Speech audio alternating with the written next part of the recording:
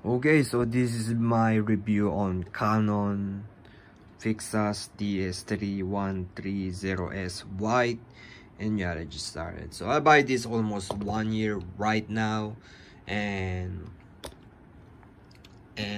this is my only advice. You should have your own printer if you're like designing or any kind of work related on photography. If you're gonna check you need to print it or like that. If you're gonna show it to your client or printing it, you definitely should have your own printer anyway, and it must have anyway if you're kind of type of job.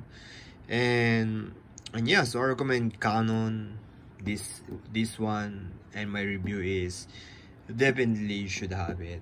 And compare 5 years back and right now, it's more cheaper, and yeah, I think it's will more cheaper, and definitely you should have it.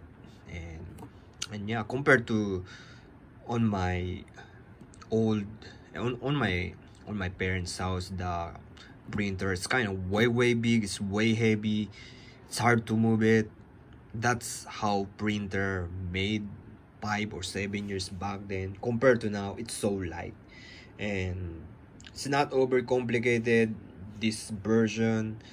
And yeah, very simple. That's my only review. It's so light, it's so easy to move anyway.